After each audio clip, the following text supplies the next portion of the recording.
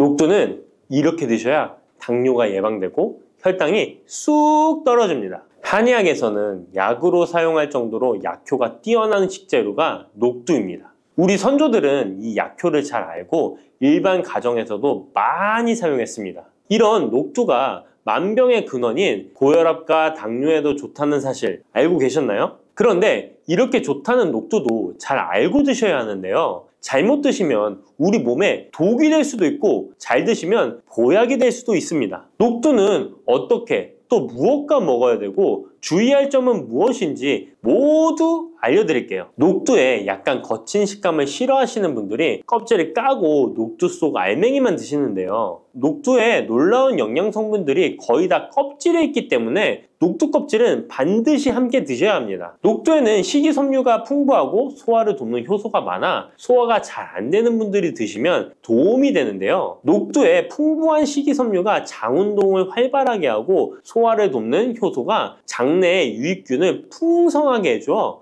장 건강을 개선해 줄 수 있습니다. 우리 선조들은 기억력이 많이 약해진 환자에게 녹두죽을 먹여 몸을 회복시켜 주었는데요. 그만큼 몸이 약해진 환자들의 몸에도 흡수가 잘 될 만큼 녹두가 우리 몸에 좋다는 것이죠. 놀랍게도 녹두에는 마그네슘, 칼슘과 같은 미네랄 성분들도 풍부한데요. 이 풍부한 칼슘은 골다공증을 예방하고 뼈를 튼튼하게 하는 효과가 있습니다. 칼슘이 뼈를 이루는 주성분인 것은 잘 알고 계시죠? 마그네슘은 이런 필수 미네랄인 칼슘의 흡수를 도와주기 때문에 녹두가 뼈 건강에도 놀라운 효능을 발휘할 수 있는 것입니다. 그런데 녹두는 성질이 차기 때문에 몸이 찬 분들은 주의해서 드시는 게 좋은데요. 이 때문에 녹두의 껍질을 벗기고 드시는 분들이 있습니다. 하지만 마늘과 함께 드신다면 몸이 찬 분들도 조금 더 편안하게 녹두를 드실 수 있습니다. 마늘의 따뜻한 성질이 녹두의 찬 성질을 중화시켜주기 때문이죠. 이뿐만 아니라 마늘이 대표적인 항암식품인 사실은 알고 계시잖아요.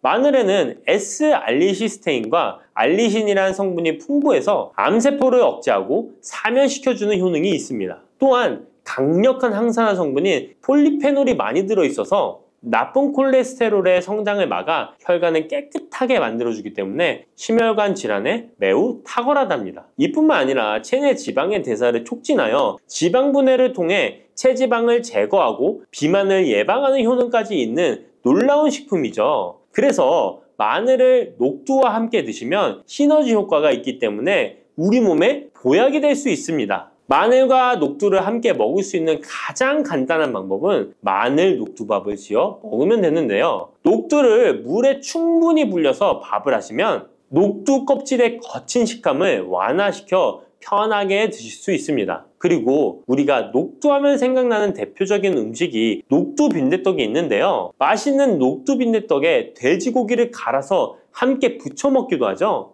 이 방법은 영양학적으로도 탁월한 조합이 됩니다. 녹두에 부족한 필수 아미노산인 트리토판 같은 성분이 돼지고기에 풍부하게 들어있기 때문인데요. 트리토판이나 메티오닌 같은 필수 아미노산은 우리 몸에서 합성되지 않아 반드시 음식을 통해 섭취해야 합니다. 돼지고기가 이런 아미노산의 훌륭한 공급원이 될 수 있기 때문에 나이가 들면서 기력이 약해진 분들이 녹두와 돼지고기를 함께 드시게 되면 기력 회복에 좋은 효과를 보실 수 있습니다. 또한 돼지고기에는 단백질이 풍부하여 근육을 튼튼하게 하는데 도움을 주고 풍부한 비타민 B1은 피로 회복과 신경 안정에도 매우 효과적입니다. 철분도 풍부해 나이가 들며 부족해지는 철분 보충에도 효과를 볼 수 있고 필수 지방산인 리놀렌산이 많아 동맥경화와 고혈압 같은 성인병의 예방, 아연, 셀레늄, 비타민 B6 등의 영양소가 면역력을 강화하는 데에도 도움을 줍니다. 녹두는 또한 혈당을 낮춰주고 인슐린 감수성을 높여주는 효능이 있어서 당뇨 관리에도 너무 좋은 식품인데요. 풍부한 식이섬유는 소장에서 당의 흡수를 지연시켜주고 다양한 미네랄과 비타민이 당뇨로 인한 합병증을 예방하는 데에도 좋은 효능이 있습니다. 이때 팥과 함께 드시면 이런 효과들이 매우 높아집니다.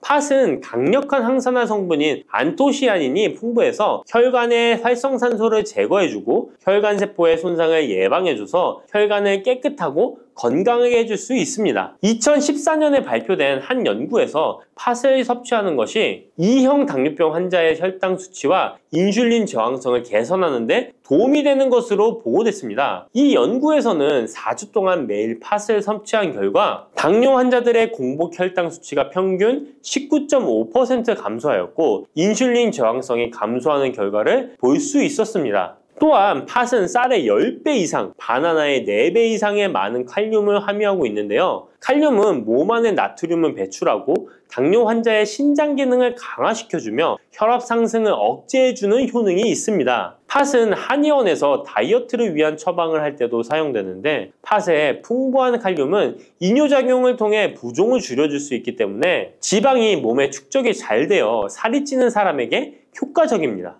특히 쉽게 붓고 살이 찌는 분들에게 더욱 효과가 좋은데요. 한 실험에서 실험쥐에 팥 추출물을 먹였더니 체지방 함량이 30% 이상 줄었고 몸무게도 37%나 감소한 결과를 발표하기도 했습니다. 자, 이렇게 녹두와 함께 복용하면 좋은 식품들을 알아보았는데요. 그렇다면 녹두를 복용할 때 주의할 점은 어떤 것이 있는지도 한번 살펴보겠습니다. 첫 번째는 녹두의 차가운 성질인데요. 녹두의 차가운 성질은 우리 몸의 열을 낮춰주고 스트레스를 해소하는 효과가 있습니다. 또한 염증 완화를 시키고 통증을 줄이는 데도 도움이 되는데요. 그래서 녹두로 속을 채운 베개를 쓰면 두통이 완화되기도 합니다. 다만 이런 찬 효능 때문에 녹두를 드실 때 주의하셔야 하는데요. 평소 몸이 찬 분들이 녹두를 많이 드시게 되면 오히려 몸에 해가 될 수 있습니다. 위나 장이 차가워지면 소화력이 떨어지고 복통이나 변비, 설사가 나타날 수 있습니다. 이런 분들이 녹두를 드시려면 앞에서 알려드린 대로 마늘과 함께 드셔보시기 바랍니다. 그리고 두 번째 주의할 점은 바로 녹두의 강력한 해독작용입니다. 녹두의 해독작용은 우리 몸의 중요한 장기 중 하나인 간에 많은 도움을 주는데요. 간은 우리 몸의 독소를 해독하는 역할을 맡고 있는데 녹두가 이런 간의 해독 기능을 도와주게 됩니다. 녹두의 풍부한 단백질과 펩타이드는 간 해독작용에 필요한 글루타치온의 원료를 공급해주며 체내의 중금속과 독성물질과 결합하여 몸 밖으로 내보내는 역할을 하게 됩니다. 특히 중금속 해독 연구에서는 납, 카드뮴 등의 흡수를 억제하거나 배출을 도와서 독성 완화 효과를 보여주기도 했습니다. 하지만 이런 효과가 우리가 보약을 복용하는 경우에는 상극이 될 수 있습니다. 보약의 효과가 녹두의 해독작용 때문에 많이 사라져버릴 수 있기 때문입니다. 그래서 한의원에서 한약을 지으면 녹두나 숙주나물을 먹지 말라고 얘기하는 겁니다.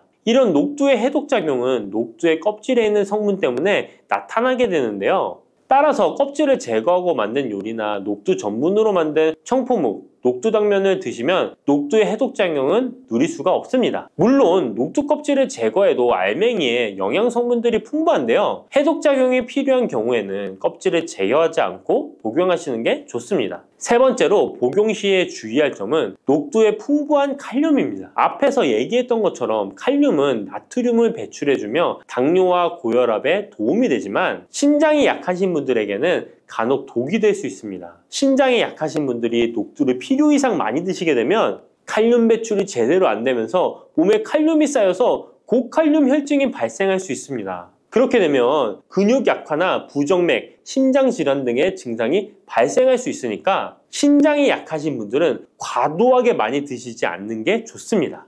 들깨를 이렇게 드시면 당뇨와 혈당이 싹 사라지고 치매도 예방할 수 있어요. 들기름, 들깨하면 무엇이 생각나시나요?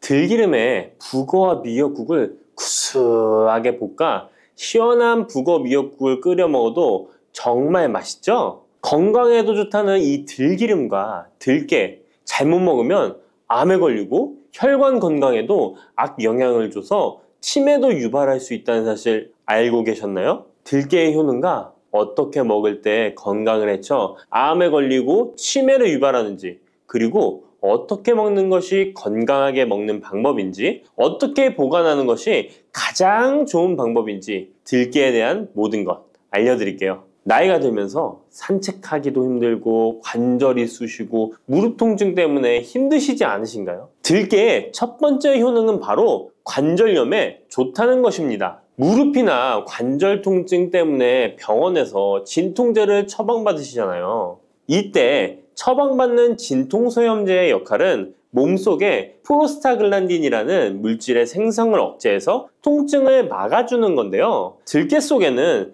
식물성 오메가3 지방산인 알파리놀렌산이 함유되어 있는데, 이는 체내에서 염증을 일으키는 프로스타글란딘의 생성을 억제하는 데 아주 좋은 효능을 발휘합니다. 우리가 오메가3를 먹는 이유 중에 하나도 혈관 건강이나 피를 맑게 해준다 등의 역할도 있지만, 몸속에 미세 염증을 잡아주는 역할도 있어 드시는 분들이 정말 많은데요. 들깨가 바로 이런 염증 유발물질을 억제해줘서 진통 역할을 한다는 것이에요. 그리고 들깨의 두 번째 효능은 바로 뼈 건강에 도움을 준다는 것입니다. 들깨는 관절염과 무릎 통증을 완화시켜주는 성분이 들어있을 뿐만 아니라 바로 뼈 건강에도 도움을 주는 식품인데요. 바로 칼슘 함량이 높기 때문입니다. 들깨의 100g에는 390mg 정도 되는 칼슘이 함유되어 있어 뼈 건강에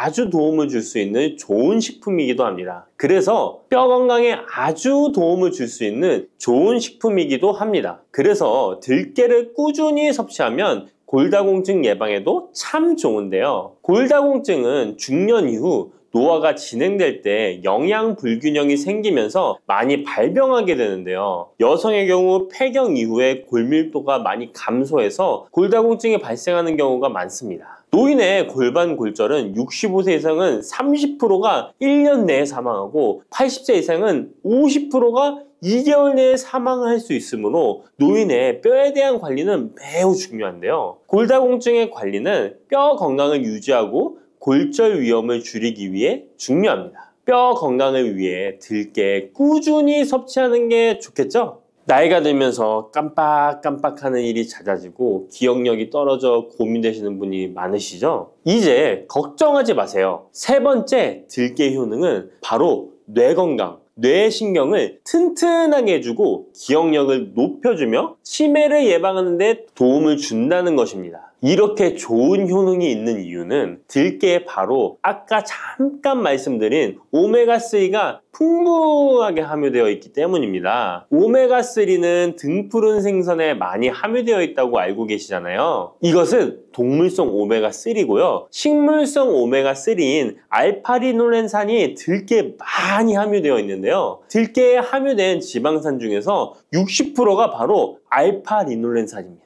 이 알파리놀렌산은 뇌신경 보호에 탁월한 효과가 있는데요. 어떻게 뇌신경을 보호하느냐? 뇌신경에 염증을 일으켜 망가뜨리는 사이토카인이라는 물질이 있는데요. 이런 사이토카인 물질의 분비를 감소시키고요. 또 알츠하이머 치매 환자의 뇌에 많이 발견되는 비정상적인 단백질인 베타 아밀로이드도 바로 이 알파리놀렌산이 감소시키기 때문입니다. 참치에 많이 함유되어 있다는 DHA 들어보셨죠? DHA가 바로 대표적인 뇌기능 강화 물질인데요. 이 DHA가 기억을 높이는 데 도움을 주고 학습 능력 또한 좋게 하는데요. 이 DH는 체내에 합성되지 않아 식품으로 섭취를 해야 합니다. 들깨에 함유된 알파리놀렌산이 흡수될 때 바로 이 DHA로 전환이 됩니다. 어린이 전용 오메가3 같은 경우도 성인보다는 EPA보다 DHA 함유량이 높은 영양제도 많죠? 들깨가 뇌신경, 뇌 건강에 좋은 이유가 바로 이겁니다. 네 번째 들깨의 효능은 심장을 건강하게 하고 뇌혈관의 노화를 막아주는데 도움을 준다는 것입니다. 알파리놀렌산이 체내에 흡수될 때 DHA로 변환된다고 했잖아요. 그뿐 아니라 바로 EPA로도 변환이 되는데요. 이 EPA가 어떤 역할을 하냐면 바로 혈소판 응집을 억제해 혈관에 혈전이 생기는 것을 방지하는 효능이 있습니다. 그리고 혈관을 튼튼하게 하는 효능과 혈액의 중성지방과 나쁜 콜레스테롤인 LDL을 낮추고 좋은 콜레스테롤인 HDL을 높여주는 역할도 합니다. 미국의 심장협회에서는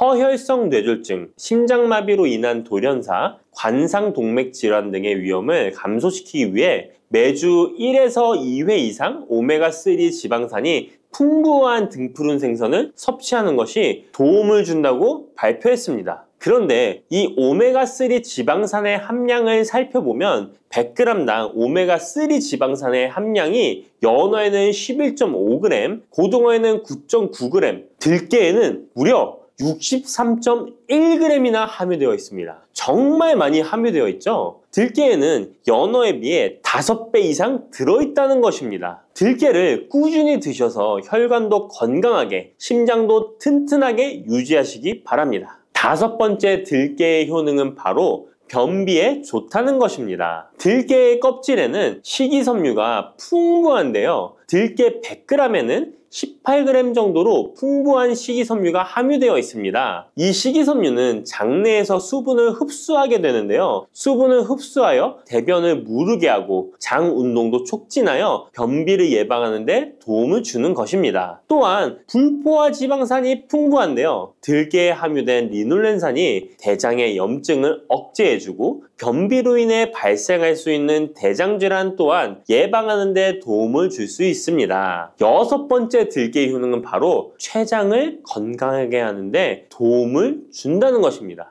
들깨에 풍부하게 함유된 루테올린이라는 성분이 있는데요. 이 성분이 몸 안에서 인슐린에 대한 반응도를 높이는 기능을 합니다. 이게 무슨 말이냐면 췌장에서 인슐린을 조금만 분비하게 돼도 몸 안에서 이 인슐린이 작용을 잘해서 혈당이 급격히 올라가는 것을 막아주고 이렇게 되면 췌장에서 인슐린 분비를 줄일 수 있겠죠. 이렇게 췌장의 부담을 많이 덜어줄 수 있다는 것입니다. 루테올린을 통한 인슐린 반응도가 높아지면 당뇨도 예방할 수 있고 혈당 조절에도 많은 도움을 받을 수 있는 것입니다. 7번째 들깨의 효능은 알레르기성 질환을 예방하는 데 도움을 주는 것입니다. 들깨에 오메가3 지방산이 많이 함유되어 있다고 했잖아요. 이 오메가3 지방산이 염증을 억제하고 면역력을 강화시키는 효과가 있어서 알레르기 증상을 예방하고 완화시키는데 도움을 줄 수 있는 것입니다. 그리고 또 비타민 E가 풍부하게 함유되어 있는데요. 비타민 E는 항산화 작용에 뛰어나고 알레르기 반응을 일으키는 물질인 히스타민의 분비를 억제하는 효과가 있습니다. 알레르기에 처방받는 항히스타민제와 비슷한 기전이라고도 어찌 보면 볼 수 있겠죠. 8번째 들깨의 효능은 빈혈에 좋다는 것입니다. 들깨 100g에는 철분이 약 14mg 정도로 함유되어 있는데요. 이는 시금치의 약 2배에 해당됩니다. 시금치보다도 철분 함량이 높아 빈혈에 도움을 줄 수 있는 것이고 그뿐만 아니라 들깨에 함유된 비타민 B1, 2는 조혈작용을 도와주는데요. 조혈작용이란 혈액 속의 혈구를 만들어내는 과정을 말합니다. 빈혈이 있는 분들이 들깨를 꾸준히 드신다면 빈혈을 개선하는 데 많은 도움을 받을 수 있는 것이죠. 자, 그런데 이렇게 좋은 들깨도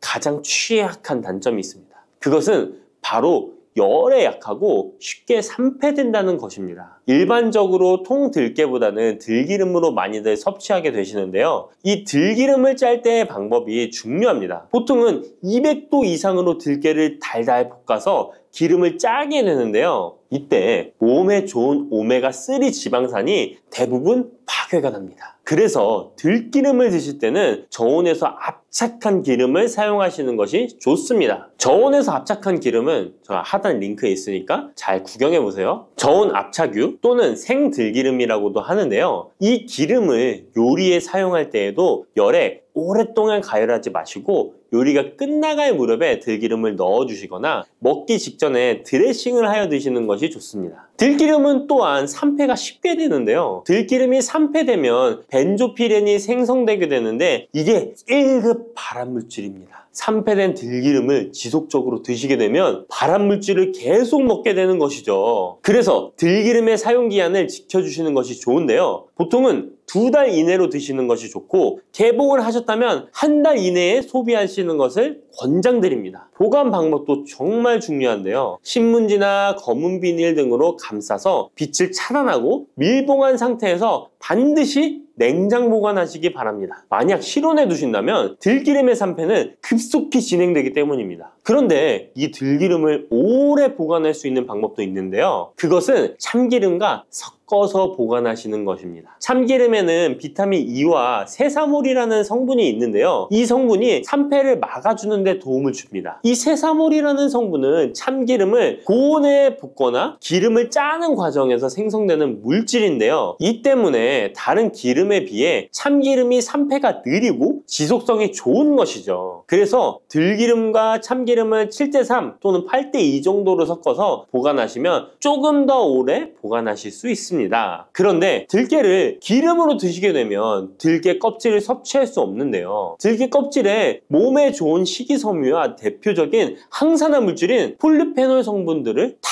버리게 되는 것입니다. 그래서 들깨를 제대로 드시려면 들기름보다도 통들깨 자체로 드시는 것이 좋습니다. 마트에 가면 통들깨보다도 들깨 가루를 많이 판매하시는데요. 들깨 가루는 산패가 빨리 되기 때문에 통들깨를 구매해 드시길 바랍니다. 통들깨를 구매하시면 그 안에 작은 돌이라든지 이물질이 들어있어 세척을 잘 해주셔야 되는데요. 세척하는 방법 알려드릴게요. 먼저 들깨를 물에 담가 씻어줍니다. 그리고 물 위에 뜨는 것만 채로 걷어 옮겨주시기 바랍니다. 그렇게 하면 바닥에 이물질만 남는데요. 이것을 버리고 또 물에 담가 씻어주고 물 위에 뜨는 것만 채로 걷어 옮겨주시면 됩니다. 이 같은 작업을 3번, 4번 반복해주면 되는데요. 이렇게 하면 통들깨를 깨끗하게 세척할 수 있습니다. 깨끗하게 세척한 통들깨는 자연 건조해 주셔도 되긴 하지만 시간이 오래 걸리니 팬에 담아 약한 불로 건조시켜 주시거나 쉬운 방법은 전자레인지를 이용하시면 됩니다. 전자레인지를 이용한 건조 방법 알려드릴게요. 세척한 통들깨를 접시에 담아 주시고요. 이렇게 해서 5분 정도 돌려주시고요. 상태를 확인해 줍니다. 아직 덜 건조되었을 거예요. 한 번에 오랜 시간 전자레인지에 돌리면 들깨가 탈 수 있으니까 이렇게 5분 정도씩 돌려가며 상태를 확인해 주면서 완전히 건조될 때까지 이 작업을 해주시면 됩니다. 완전히 건조된 통들깨는 그냥 스푼으로 떠서 드셔도 되고요. 먹을 만큼씩 믹서기에 갈아서 음식에 넣어 드셔도 되고 통들깨 자체로 음식에 넣어 드셔도 됩니다. 이렇게 하시면 들깨를 산패되지 않은 상태로 신선하고 건강하게 버리는 것 없이 드실 수 있습니다.